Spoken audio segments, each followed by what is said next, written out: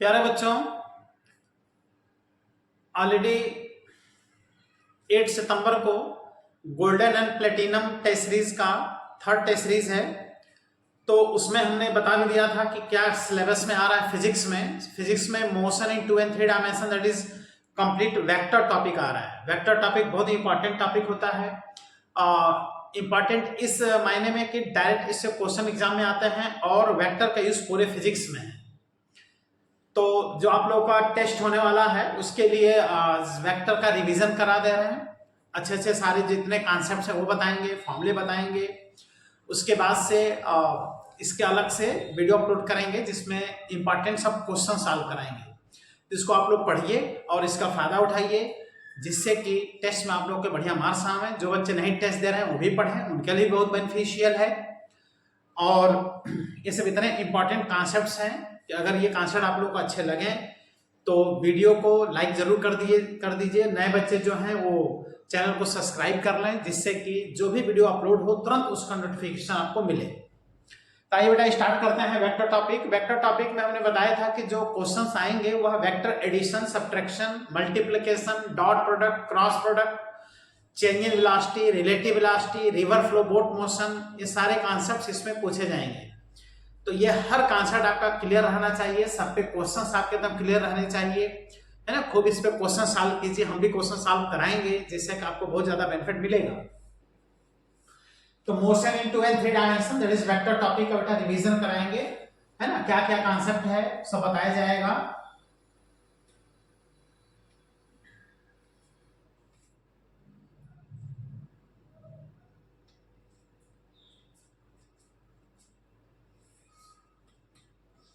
Vector topic, vector ऐसे physical quantities होता है बेटा जिनमें कि मैग्नीट्यूड और डायरेक्शन दोनों होता है, लेकिन केवल मैग्नीट्यूड और डायरेक्शन होने से कोई फिजिकल क्वांटिटी वेक्टर नहीं होता। साथ में वेक्टर एडिशन लॉ को क्या करना चाहिए, फॉलो भी करना चाहिए। तो वेक्टर एडिशन लॉ में एक ट्रायंगल मेथड होता है, एक पैरेललोग्राम मेथड होता है। दो वेक्टर का एडिशन करने के लिए triangle method and parallelogram method होता है बेटा।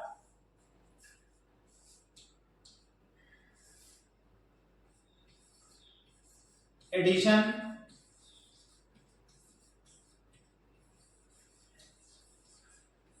एडिशन ऑफ टू वेक्टर्स, दो वेक्टर्स का अगर एडिशन करना है तो इसके लिए आप बेटा एक ट्रायंगल मेथड यूज कर सकते हैं, ट्रायंगल मेथड, और सेकेंड पैरेललोग्राम मेथड यूज कर सकते हैं। दोनों में क्या डिफरेंस होता है पता चल जाएगा, लेकिन आप ट्रायंगल मेथड से रिजल्टेंट फाइंड कीजिए, चाहे पैरेललोग्राम मेथड से फाइंड कीजिए, दोनों से सेम रिजल्टेंट आता है। बस यह है कि ट्रायंगल मेथड में दो वेक्टर का अगर एडिशन करना है तो इसमें एक वेक्टर के टेल से दूसरे वेक्टर के हेड को मिलाया जाता है, लेकिन पैरेललोग्राम मेथड में दोनों वेक्टर के टेल और टेल को आपस में मिला करके रिजल्टेंट उसका फाइंड कर लिया जाता है, पैरेललोग्राम बना लिया जाता है। पैरेललोग्राम का जो डायगोनल होता है वही बेटा रिजल्टेंट होता है।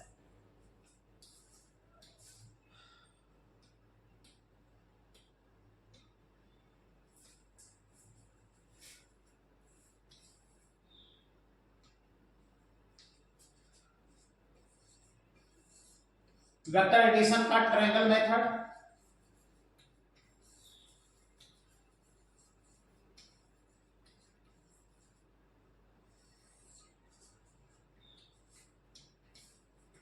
इसमें ये ए वेक्टर है और बी वेक्टर का एडिशन करना है किसी एंगल पर, तो इसके हेड से और बी वेक्टर के टेल को यहां लाके मिला देंगे जितने एंगल पर हैं, और ये इसका हो जाएगा बेटा इनिशियल और ये हो जाएगा फाइनल। इनिशियल को फाइनल से मिलाने पे इसका रिजल्टेंट मिल जाता है।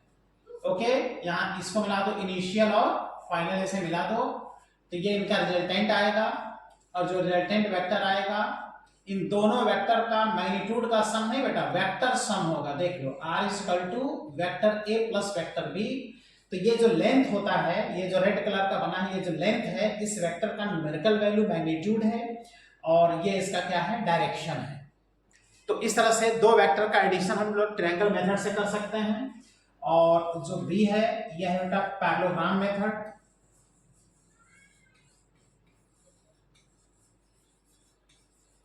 वेक्टर एडिशन का पैरेललोग्राम मेथड।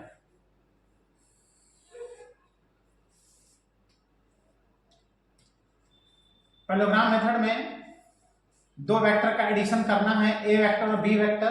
तो बी वेक्टर को और ए वेक्टर के दोनों को टेल को आपस में मिलाएंगे जितने डिग्री पर होंगे, जितने डिग्री पर होंगे उतने डिग्री पर आपस में मिला लेंगे थीटा डिग्री पर। इसके बाद से इनका एडिशन हम लोग कर लेंगे।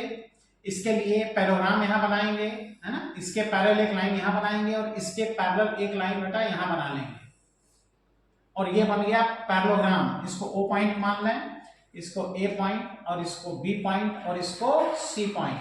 तो आप ये देख रहे हो कि ये जो इसका ये जो बड़ा वाला डायगोनल है यही इसका रिजल्टेंट होता है, जो दो वेक्टर्स के एडिशन का रिजल्टेंट होगा। यही डायरेक्शन भी होगा, ओसी इसका न्यूमेरिकल वैल्यू होगा। तो ये आर इक्वल टू ए का मैग्नीट्यूड प्लस बी का मैग्नीट्यूड नहीं होता, बल्कि ए वेक्टर प्लस बी वेक्टर होता है बेटा, ये ध्यान देना है, A vector plus B vector. तो यह है ट्रायंगल मेथड, यह है पैरेललोग्राम मेथड, दो वेक्टर के एडिशन का। आप देख रहे हो कि ट्रायंगल मेथड से एडिशन कर रहे हो तभी भी यही रिजल्टेंट आ रहा है, पैरेललोग्राम मेथड से एडिशन कर रहे हो तभी भी यही रिजल्टेंट आ रहा है। तो ट्रायंगल मेथड से भी आप एडिशन कर सकते हो, पैरेललोग्राम मेथड से भी आप एडिशन कर सकते हो। और दो से ज्यादा वेक्टर का अगर एडिशन करना है तो उसके लिए पॉलीगन मेथड यूज किया जाता है। जितने वेक्टर हैं उनके हेड के टेल को मिलाते चले जाओ और रिजल्टेंट मिल जाएगा, जिसको बोलता है पॉलीगन मेथड। अब बेटा ये जो रिजल्टेंट आया आप देख रहे हो कि दो वेक्टर्स के एडिशन का ये जो रिजल्टेंट आया, R vector is equal to A vector plus क्या आ गया B vector. Okay, R vector is equal to A vector plus B vector. अब ऐसे में अगर इनका जो रिजल्टेंट आया उसका अगर न्यूमेरिकल वैल्यू मैग्नीट्यूड देखा जाए तो इसका जो मैग्नीट्यूड होता है डायरेक्ट ए प्लस बी नहीं होता, बल्कि दो वेक्टर्स के एडिशन का मैग्नीट्यूड उन दोनों वेक्टर्स के बीच के एंगल पर डिपेंड करता है। इसलिए दो वेक्टर्स के एडिशन का जो मैग्नीट्यूड होता है वो वेरी इंपॉर्टेंट फॉर्मूला जो पूरे फिजिक्स में यूज होता है, और वो होता है बेटा root over A square plus B square plus 2ab cos theta. इसका मतलब अगर इसका मैग्नीट्यूड हम लोग लिखें तो यही मैग्नीट्यूड का एकदम क्लियर आइडिया रहना चाहिए। देख रहे हो ये जो रिजल्टेंट वेक्टर है इसका मॉड मैग्नीट्यूड के लिए दो लाइन यहां बनाते हैं, यानी ये हो जाएगा दो वेक्टर्स के एडिशन का magnitude that is A plus B का magnitude equal to column R इसको कह लेंगे। और ये जो मैग्नीट्यूड का फार्मूला होता है ये फार्मूला एकदम से क्लियर याद रहना चाहिए, और ये फार्मूला होता है बेटा root over A square plus B square plus 2ab cos theta. यानी आप ये देख रहे हो कि दो वेक्टर्स के एडिशन का मैग्नीट्यूड दोनों वेक्टर के बीच के एंगल पर डिपेंड करता है। आप देख लो इसमें जो फॉर्मूला बना है इसमें क्या है, यहाँ cos थीटा आपको नजर आ रहा है। यानी दो वेक्टर्स के एडिशन का न्यूमेरिकल वैल्यू डायरेक्ट ए प्लस बी नहीं होगा, बल्कि उनके बीच के देखो एंगल पर डिपेंड करेगा। अब वो एंगल अगर 0 डिग्री होगा, 180 डिग्री होगा, 90 डिग्री होगा, उस हिसाब से उसका न्यूमेरिकल वैल्यू डेवलप होगा। तो दो वेक्टर अगर 0 डिग्री पर होते हैं, यानी दो वेक्टर अगर पैरेलल होते हैं, तो उनका न्यूमेरिकल वैल्यू मैक्सिमम आता है, रिजल्टेंट मैक्सिमम आता है, और वो सीधे सीधे ए का मैग्नीट्यूड प्लस बी का मैग्नीट्यूड होता है। लेकिन दो वेक्टर अगर 180 डिग्री पर हैं तो उनका जो रिजल्टेंट आता है दोनों वेक्टर्स के न्यूमेरिकल वैल्यू का डिफरेंस आता है। लेकिन दो वेक्टर अगर 90 डिग्री पर हैं तो उनका जो रिजल्टेंट आता है बेटा root over A square plus B square. इसका यूज तो पूरे फिजिक्स में बेटा जबरदस्त है कि दो वेक्टर अगर 90 डिग्री पर हैं तो उनका resultant root over A square plus B square से आता है।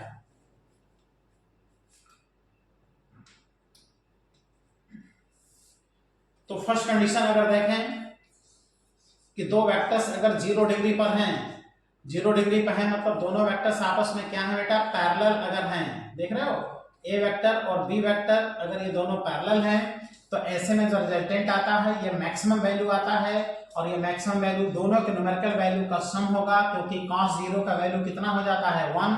आप इस फॉर्मूले में cos 0 का स्थान पे 1 रख करके देख लो, रिजल्टेंट इसमें a प्लस बी आ जाएगा। और अगर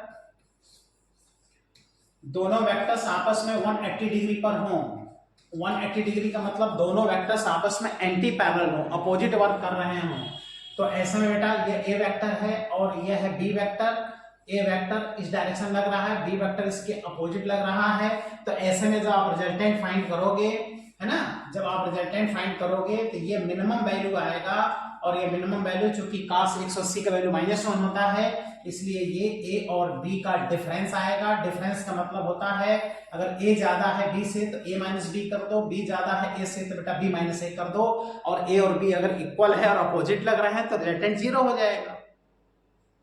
तो होता क्या है कि दो वेक्टर, है ना, दो वेक्टर अगर कहीं वर्क कर रहे हैं कितने भी डिग्री पर, तो उनका एक रिजल्टेंट वैल्यू मिलता है।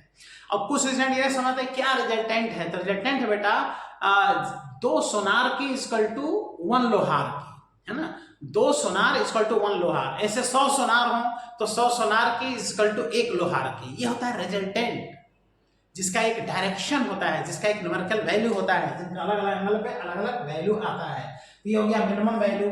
अब अगर हम बात करें कि दोनों वेक्टर्स अगर 180 डिग्री 90 डिग्री पर हों, है ना, if two vectors theta is equal to 90 degree, तो इसका यूज बहुत ही ज्यादा है। तो ऐसे में दोनों वेक्टर्स इस तरह से देखो 90 डिग्री पर होंगे, ये हो जाएगा बेटा ए वेक्टर, ये हो जाएगा बेटा बी वेक्टर, देखो दोनों है 90 डिग्री पर।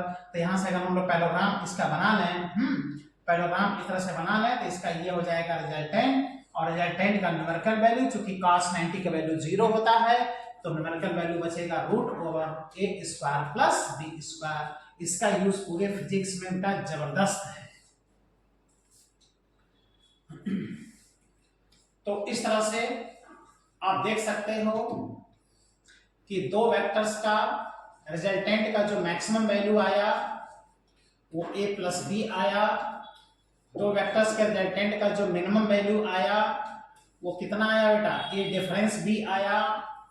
इसलिए कभी कभी, है ना, कि मैक्सिमम और मिनिमम पे क्वेश्चन यहाँ पे बनता है, कहेगा कि मैक्सिमम रिजल्टेंट और मिनिमम रिजल्टेंट का रेशियो बताओ, ये हो जाएगा maximum resultant upon minimum resultant is equal to a plus B upon a difference b।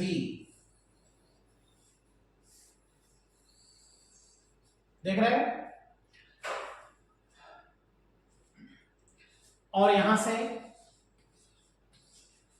ये भी कॉन्सेप्ट डेवलप हो गया कि जो रिजल्टेंट आता है ये मैक्सिमम और मिनिमम के बीच लाई करता है। देखो a प्लस बी और a डिफरेंस b के बीच ये लाई करेगा, है ना। रिजल्टेंट का value maximum a plus B से ज्यादा नहीं हो सकता, मिनिमम a माइनस बी से कम नहीं हो सकता। तो किसी किसी क्वेश्चन में क्या करता है ना कि दो वेक्टर दो फोर्स दे देगा, उस वक्त कहेगा कि दोनों फोर्स के हेल्प से कौन सा फोर्स प्राप्त किया जा सकता है। तो जब एंगल नहीं दिया होता है तो ऐसे में मैक्सिमम और मिनिमम वैल्यू आप क्या कर सकते हो बेटा, निकाल करके बता सकते हो कि कितना फोर्स का वैल्यू आ सकता है। जैसे क्वेश्चन है कि अगर एक बॉडी पे दो फोर्स लग रहे हैं, 4 न्यूटन और 3 न्यूटन के दो फोर्स एक बॉडी पे लग रहे हैं, तो इनका रिजल्टेंट फोर्स का न्यूमेरिकल वैल्यू कितना होगा। तो आप देख रहे हो कि 4 न्यूटन और 3 न्यूटन किसी बॉडी पर लग रहे हैं, तो ये तो दिया नहीं है कि कितनी डिग्री पर लग रहे हैं। तो जब नहीं दिया है तो भाई मैक्सिमम वो सेम डायरेक्शन में लग सकते हैं, तो सेम डायरेक्शन में लगेंगे तो 4 और 3 मिलकर कितना हो जाएगा, 7 न्यूटन। और अगर 180 डिग्री पर लगेंगे तो 4 - 3 मिलकर कितना हो जाएगा बेटा, 1 न्यूटन। और अगर 90 डिग्री पर लगेंगे तो √4² + 3² मिलकर कितना हो जाएगा, 5 न्यूटन। इसका मतलब जब एंगल नहीं दिया है दोनों के बीच, तो 4 न्यूटन और 3 न्यूटन के हेल्प से हम 7 न्यूटन और 1 न्यूटन के बीच का कोई भी फोर्स क्या कर सकते हैं, प्राप्त कर सकते हैं। तो अब मान लो ऐसा क्वेश्चन डेवलप कर दे कि एक बॉडी पे 4 न्यूटन और 3 न्यूटन के दो फोर्स लग रहे हैं, तो बताओ बॉडी पर रिजल्टेंट फोर्स कितना है। तो इसको सॉल्व करने के लिए, रिजल्टेंट फोर्स निकालने के लिए हम लोग क्या करेंगे, मैक्सिमम फोर्स फाइंड कर लेंगे। अब मैक्सिमम फोर्स हो जाएगा कितना, 4 + 3 = 7 न्यूटन। और मिनिमम फोर्स कितना हो जाएगा बेटा, 4 ज्यादा है तो 4 में से 3 क्या कर दें, माइनस, इसका तो कितने न्यूटन हो जाएगा, 1 न्यूटन। इसका मतलब इन दोनों के हेल्प से हम लोग 1 न्यूटन से लेकर के 1 न्यूटन टू 7 न्यूटन हम लोग कोई भी फोर्स क्या कर सकते हैं, प्राप्त कर सकते हैं। लेकिन अगर क्वेश्चन में एंगल दे दिया है तब तो हम लोग कंफर्म कोई वैल्यू प्राप्त कर लेंगे, लेकिन एंगल नहीं दिया है तो कंफर्म कोई वैल्यू प्राप्त नहीं कर सकते, लेकिन मैक्सिमम मिनिमम वैल्यू बता सकते हैं।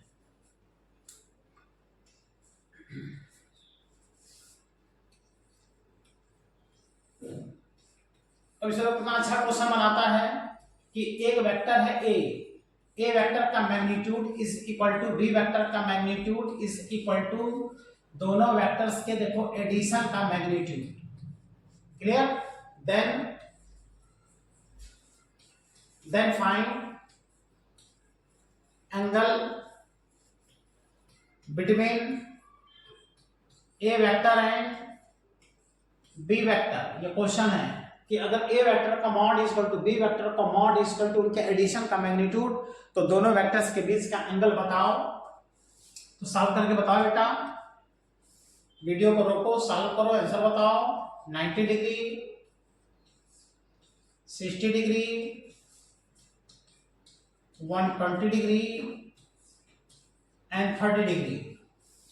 तो इसमें सॉल्व करने के लिए हमने क्या बताया कि दो वेक्टर्स के एडिशन का मैग्नीट्यूड का फॉर्मूला लगा दो। दो वेक्टर्स के एडिशन का मैग्नीट्यूड का formula root over a square plus b square plus 2ab cos theta. Here theta is angle between a and b। जैसे आप मैग्नीट्यूड लोगे एंगल तुरंत निकल के आ जाएगा। तो देखो क्वेश्चन में दिया है a का मैग्नीट्यूड बेटा a होगा इक्वल टू b का मैग्नीट्यूड b होगा is equal to a plus b का मैग्नीट्यूड a प्लस b ना कह देना, है ना। इसको ऐसे ही रहने दो।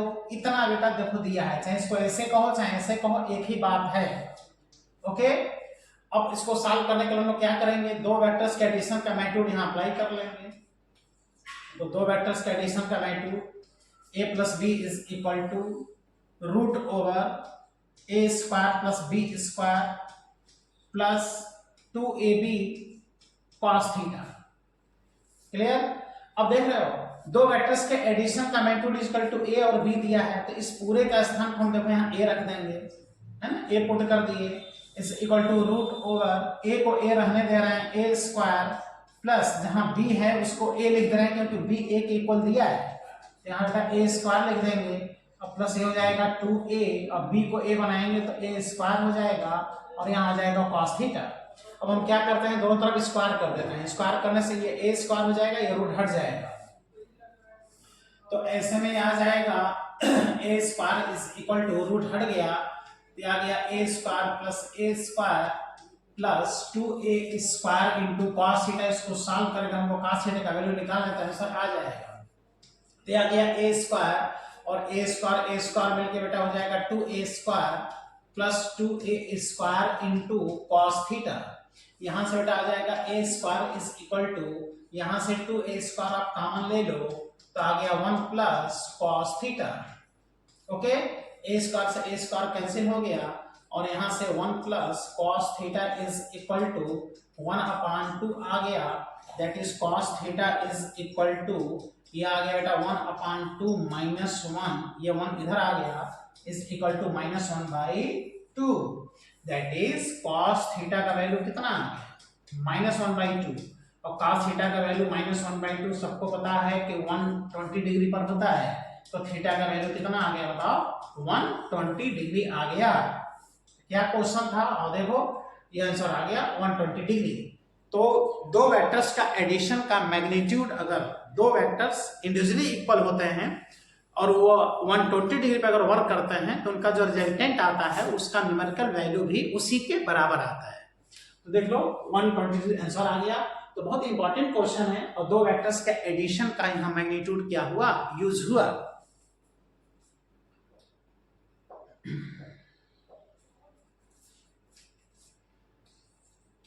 अगेन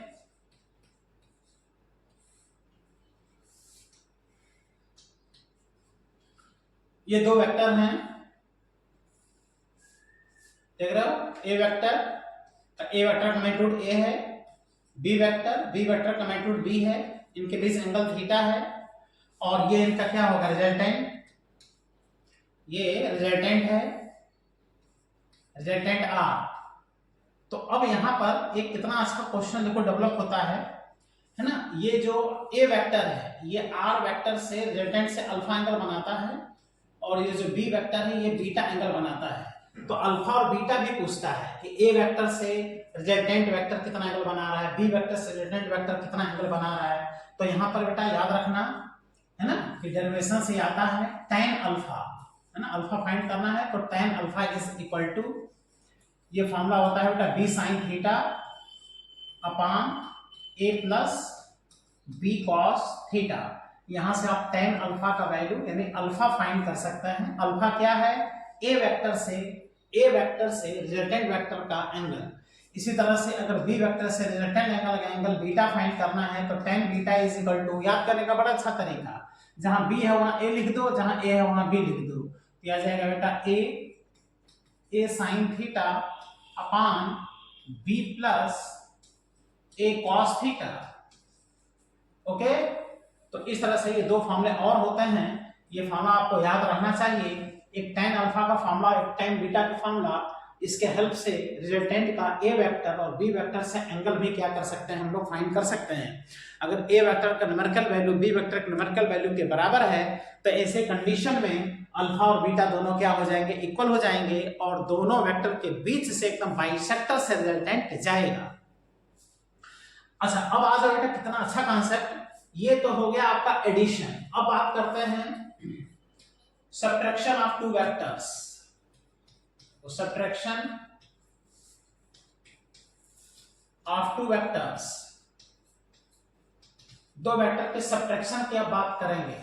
तो दो वेक्टर का सब्ट्रैक्शन का फॉर्मूला एकदम एडिशन के ही जैसे होता है, जैसे एडिशन होता है वैसे क्या होता है, सब्ट्रैक्शन का फॉर्मूला होता है। अब यहां पर देखा जाए तो दो वेक्टर्स हैं, ये a वेक्टर और b वेक्टर, देख रहे हो, ये हो गया a वेक्टर और ये हो गया बेटा b वेक्टर। दोनों कितने डिग्री पर हैं, थीटा डिग्री पर। ये O पॉइंट है, ये A पॉइंट है, ये B पॉइंट है। तो याद करो हमने क्या बताया, एडिशन में जब हम लोग ऐसे पैरेललोग्राम बनाते हैं एडिशन में, तो ये जो बड़ा बड़ा डायगोनल होता है ऐसे, ये क्या होता है, एडिशन का रिजल्टेंट। लेकिन यहाँ पे सब्ट्रैक्शन का रिजल्टेंट चाहिए, तो सब्ट्रैक्शन का रिजल्टेंट ध्यान दो, ये पैरेललोग्राम बनाओ तो ये जो छोटा वाला डायगोनल होता है ये सब्ट्रैक्शन होता है। अब ए बी वेक्टर भी फाइंड कर सकते हो, है ना, देखो ऐसे ए बी वेक्टर या तो बी ए वेक्टर भी फाइंड कर सकते हो। तो पैरेललोग्राम में दो डायगोनल होते हैं, एक बड़ा डायगोनल और एक छोटा डायगोनल। तो बड़ा डायगोनल दो वेक्टर्स का एडिशन होता है और छोटा डायगोनल दो वेक्टर का सब्ट्रैक्शन होता है। अब बताओ बेटा कि अगर ये दो वेक्टर हो तो ए बी वेक्टर अगर फाइंड करना हो, देख लो कौन सा वेक्टर, ए बी वेक्टर अगर फाइंड करना हो तो यहाँ पे आप ये कंफ्यूज हो जाओगे कि हम ए में से बी माइनस करें कि बी में से ए माइनस करें। इसके लिए बड़ा अच्छा तरीका बताने जा रहे हैं, ध्यान से सुनना इसको, है ना, और इसमें अच्छा लगे तो इसी पॉइंट पे बेटा वीडियो को तुरंत लाइक कर देना। देख रहे हो, यहाँ पर देखो ए बी वेक्टर फाइंड करना है तो ए से चले बी पे रुके, ए से चल के बी पे रुके, तो ऐसे में क्या करो, ए से चल के बी पर रुको तो बी के पोजीशन वेक्टर में से ए के पोजीशन वेक्टर को माइनस कर दो, आ गया ए बी वेक्टर। इसका मतलब A B vector is equal to A minus B नहीं, B vector minus A vector, आ गया दो वेक्टर का subtraction is equal to A B. और अगर बी ए फाइंड करना है तो सोचो क्या होगा, बताओ, अगर बी ए वेक्टर फाइंड करना है तो सोच लो क्या होगा, B A vector is equal to A का पोजीशन वेक्टर माइनस बी का पोजीशन वेक्टर इसका तो क्या आ गया, बताओ, a माइनस बी। इसका मतलब दो वेक्टर का सब्ट्रैक्शन a माइनस बी और b माइनस a दोनों इक्वल नहीं होते, दोनों का न्यूमेरिकल वैल्यू क्या होता है, सेम होता है, लेकिन a माइनस बी और b माइनस a का डायरेक्शन जस्ट अपोजिट होता है। a plus B equal to B plus a होगा, but a minus B is not equal to b minus a। देखो a b vector is equal to b minus a, b a vector is equal to a minus b। इससे कभी ये नहीं confusion होता है कि हम किसमें से किसको माइनस करें।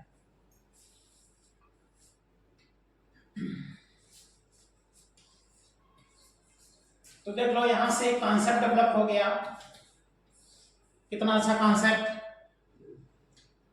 कि अगर हम लोग इस तरह से दो वेक्टर बना लें, ए वेक्टर और बी वेक्टर दोनों थीटा डिग्री पर हों और इनसे हम एक पैरेललोग्राम बना लें, क्या बना लें, पैरेललोग्राम।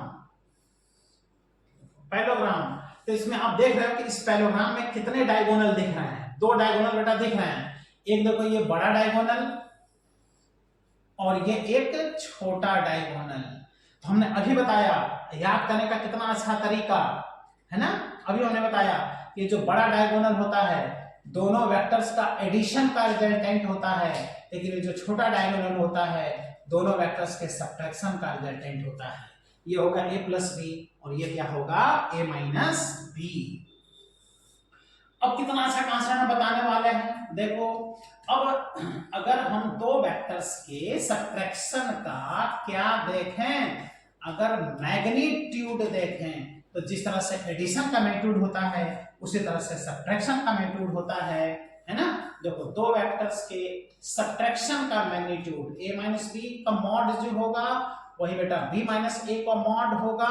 a माइनस b का mod is equal to b minus a का mod is equal to root over a square plus b square. दो वेक्टर के सब्ट्रैक्शन का मॉड है, यहाँ प्लस नहीं माइनस हो जाएगा और इससे बड़ा आसानी से दो वेक्टर्स के सब्ट्रैक्शन का magnitude that is numerical value आप क्या कर सकते हो, फाइंड कर सकते हो। बहुत ही इंपॉर्टेंट ये भी मामला है जो पूरे फिजिक्स में जबरदस्त इसका क्या होने वाला है बेटा, यूज होने वाला है। अब आओ इसमें कितना अच्छा एक क्वेश्चन तो खूब पूछता है एग्जाम में, ये आप सॉल्व कर सकते हो। और ये क्वेश्चन है if magnitude of a plus B, देख रहे हो दो वेक्टर्स के एडिशन का मैग्नीट्यूड इज इक्वल टू है दो वेक्टर्स के सब्ट्रैक्शन का मैग्नीट्यूड। ये तो बहुत ही कॉमन क्वेश्चन खूब आता है एग्जाम में। Then angle between vector a and vector b।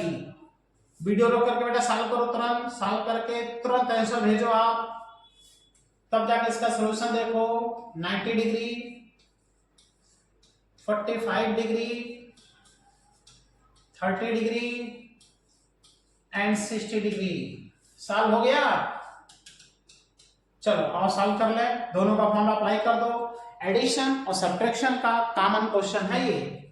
दो वेक्टर्स का एडिशन a प्लस बी का मॉड इसका टू इनके सब्ट्रैक्शन a माइनस बी का मॉड ये दिया है, तो इसका मॉड लगा दो। Root over a square plus B square plus 2ab cos theta is equal to root over a square plus B square minus 2ab cos theta, है ना। देखो ये एडिशन का मैग्नीट्यूड, ये सब्ट्रैक्शन का मैग्नीट्यूड। अब क्या करो, दोनों तरफ स्क्वायर कर दो। जब स्क्वायर करोगे बेटा तो आ जाएगा a square plus B square plus 2ab cos theta equal to a square plus B square minus 2ab cos theta. Root हट गया। अब देखो a स्क्वायर से a स्क्वायर कैंसिल आउट हो गया, b स्क्वायर से b स्क्वायर कैंसिल आउट हो गया, ये टर्म इधर आया तो जुड़ गया, प्लस हो गया। 4ab cos theta is equal to 0 आ गया। तो यहां से बेटा देख लो cos theta is equal to 4ab इधर आकर के 0 हो गया। और सबको पता है कि cos थीटा का वैल्यू 0 कितने डिग्री पर होता है, 90 डिग्री पर होता है। जिससे प्रूफ हो गया कि यहाँ का जो थीटा होगा वो कितने डिग्री होगा बेटा, 90 डिग्री होगा। 90 डिग्री होगा मतलब कितना होगा, π/2 होगा। तो अगर a प्लस बी का मॉड बराबर a माइनस बी का मॉड, तो ऐसे कंडीशन में दोनों वेक्टर्स आपस में 90 डिग्री पर होते हैं। तो आओ देखो कौन सा आंसर इसका सही है। ये आंसर है फर्स्ट। देखो कितने डिग्री, 90 डिग्री। तो कितना अच्छा कॉन्सेप्ट आप देखो, एडिशन का है, सब्ट्रैक्शन का है, triangle method, parallelogram method, polygon method, that is 100 सोनार की इक्वल टू 1 लोहार की, और दो वेक्टर का एडिशन है तो 2 सोनार की इक्वल टू 1 लोहार की। तो आज बेटा वीडियो में कंप्लीट हमने एडिशन सिखाया, सब्ट्रैक्शन सिखाया। अब अगले वीडियो में आप देखिएगा डॉट प्रोडक्ट बताएंगे, वेरी इंपॉर्टेंट, क्रॉस प्रोडक्ट बताएंगे, फिर इसके खूब अच्छे अच्छे क्वेश्चंस भी कराएंगे। तो खूब मेहनत से पढ़ाई कीजिए और वीडियो को आप जरूर बेटा लाइक कर दीजिए, दोस्तों मित्रों में खूब सब्सक्राइब उसको शेयर कीजिए। और जो नए बच्चे हैं वह तुरंत चैनल को सब्सक्राइब कर लें, जिससे कि जैसे वीडियो अपलोड हो तुरंत उसका सब्सक्रिप्शन मिले, उसका फायदा आपको मिले। थैंक यू बेटा, बाय बाय।